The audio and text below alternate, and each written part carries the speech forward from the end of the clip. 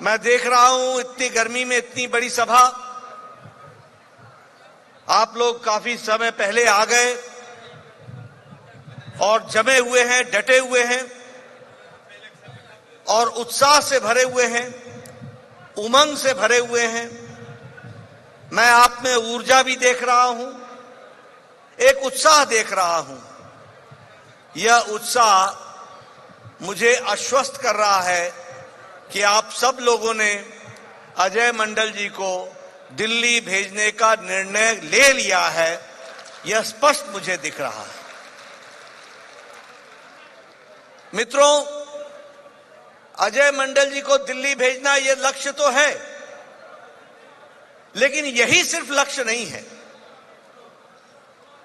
हमारा लक्ष्य अजय मंडल जी को भेजकर तीर के निशान पर अपनी उंगली बटन दबाकर हमें अपने आप को नरेंद्र मोदी जी के विकसित भारत के संकल्प को पूरा करना है और उसको आगे बढ़ाना है।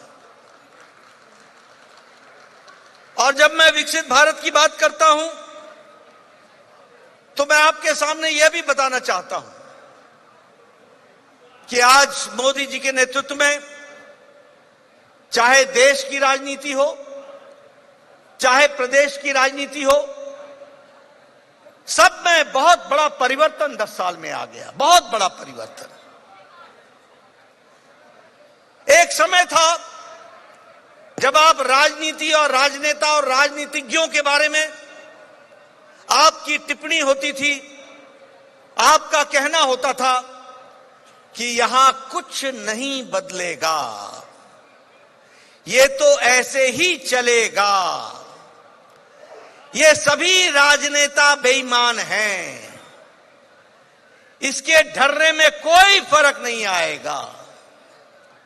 एक उदासीन मानसिकता में आप जी रहे थे। सब बराबर हैं, कोई फर्क नहीं पड़ता, कोई आ जाए कोई चला जाए। ये मानसिकता साधारण व्यक्ति की, भारत के राजनीति के मानवी की बनी हुई थी। लेकिन 10 साल में यह अंतर आ गया कि आज भारत का साधारण मानवी भी विकसित भारत के संकल्प के लिए साथ खड़ा होकर के चलने के लिए तैयार हो गया। यह बदलता भारत है, यह बदलता भारत है। आज लोग संकल्प ले रहे हैं कि भारत बदल रहा है, भारत आगे बढ़ रहा है।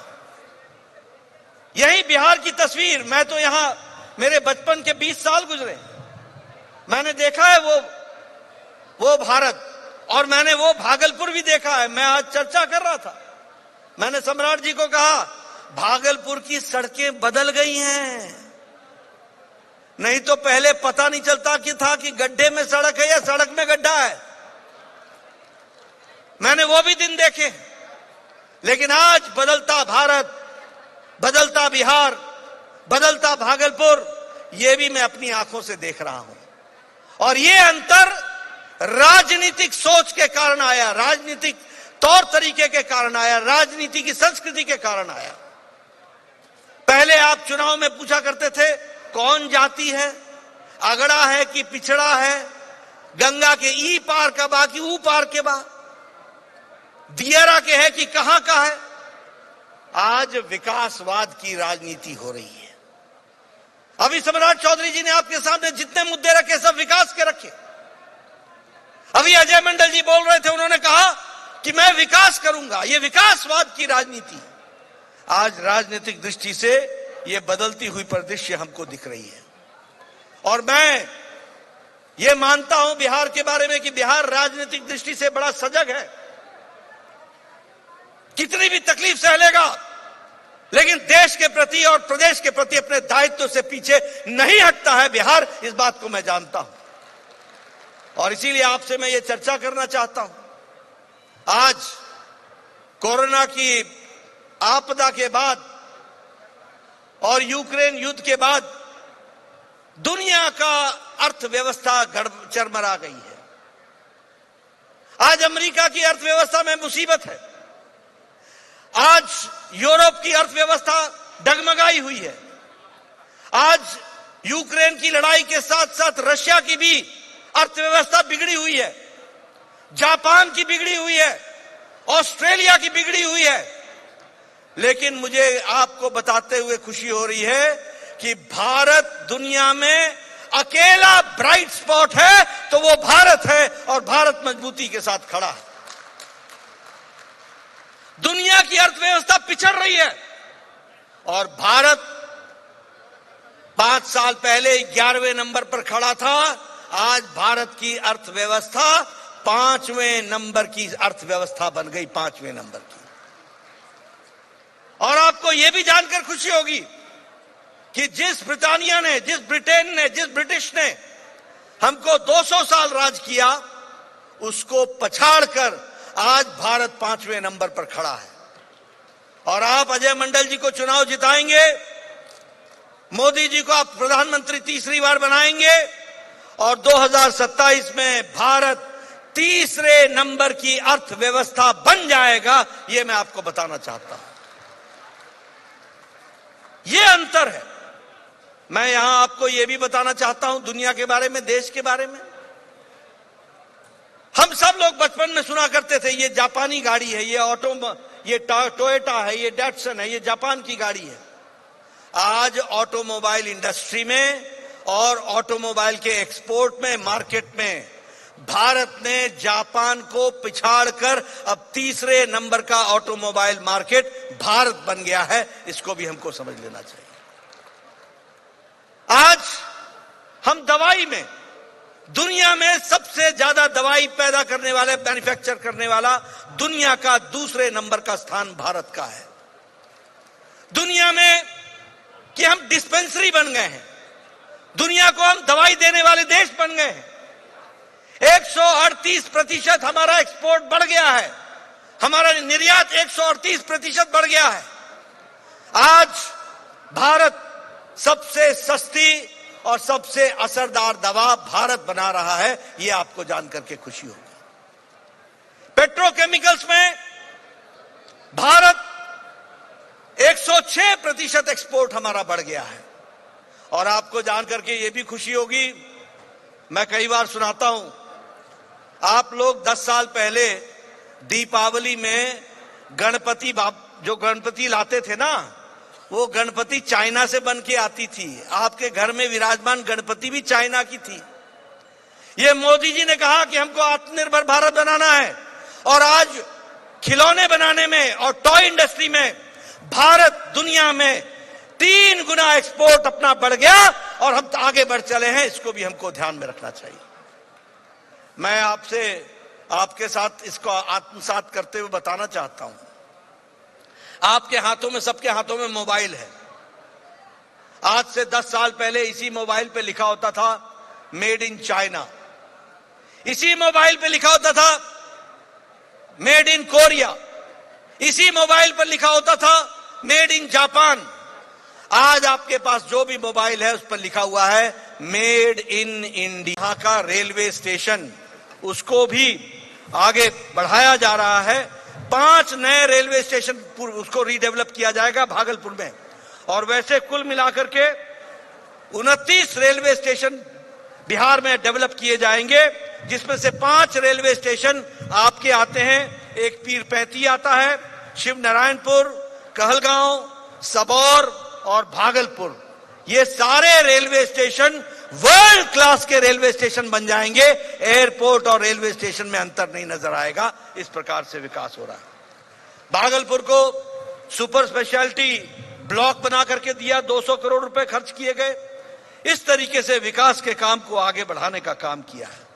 मैंने आपके सामने विकास की एक छोटी सी तस्वीर खींचने का काम किया, किस तरीके से साधारण व्यक्ति को मजबूती देने का काम चल रहा है, किस तरीके से महिलाओं का सशक्तिकरण हो रहा है। इस बार हम लोगों ने तय किया है मोदी जी के नेतृत्व में अगले 5 साल में 3 करोड़ बहनों को लखपति दीदी बना दिया जाएगा, और उसके लिए उनको आर्थिक रूप से मदद दी जाएगी। 3 करोड़ बहनों को हर तरीके से विकास के काम को आगे बढ़ा रहे हैं।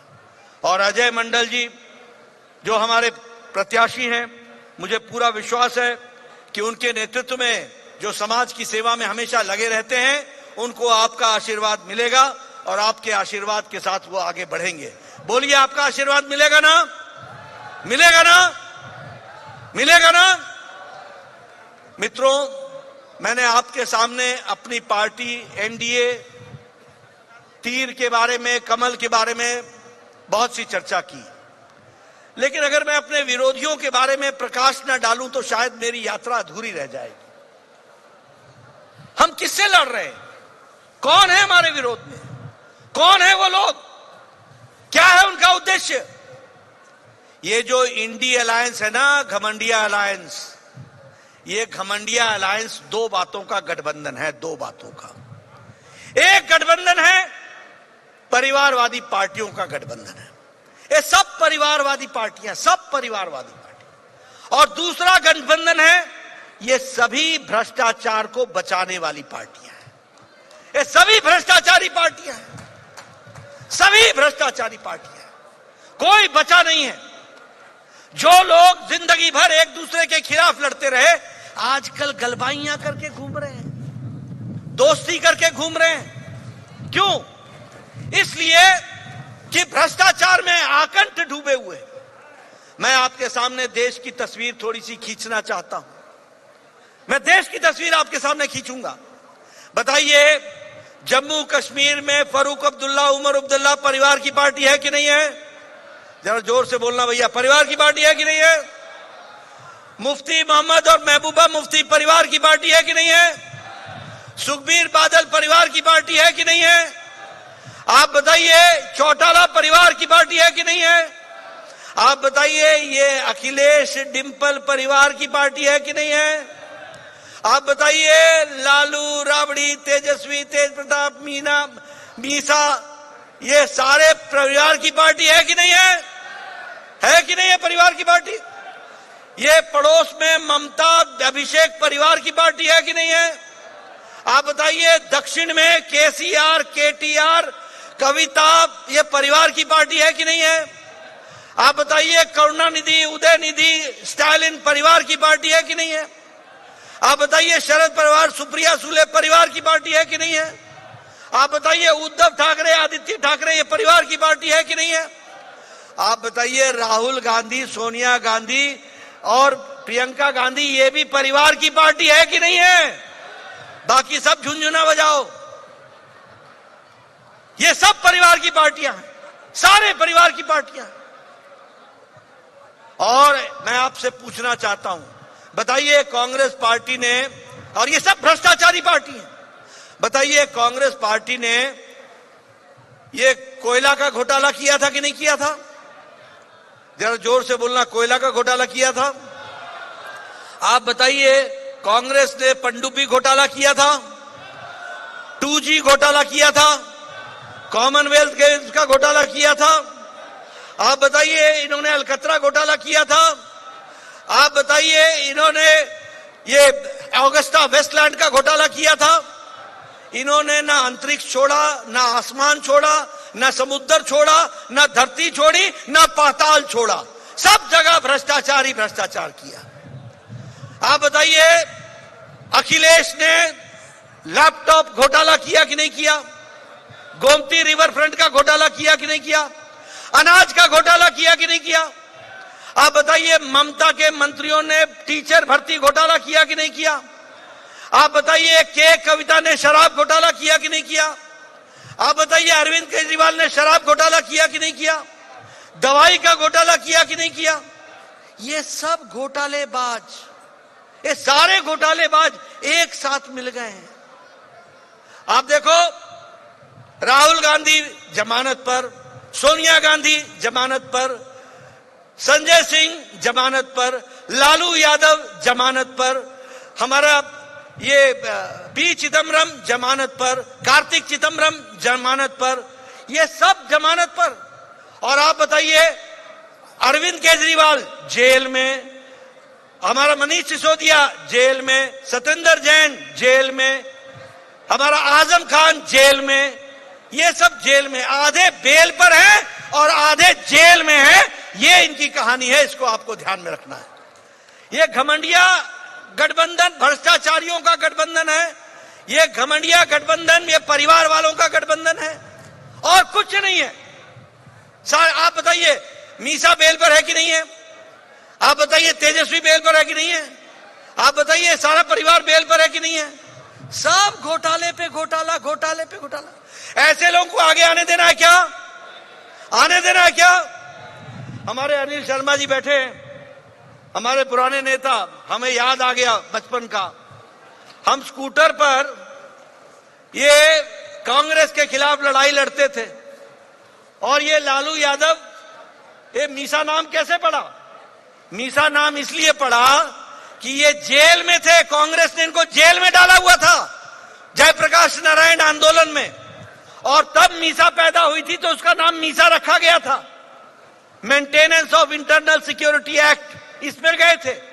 आज कांग्रेस के साथ गांधी मैदान में राहुल गांधी उसके मिसेस गांधी के पोते के साथ बैठ करके गपशप मार रहे हो और घर में मटन बनाना सिखा रहे हो। मटन बनाना, ये दोस्ती, ये हालचाल, ये रवैया। अरे गंगा में बहुत पानी बह गया भाई, कौन कौन दोस्त हो गए, क्या क्या दोस्ती हो गई, कैसी कैसी दोस्ती हो गई।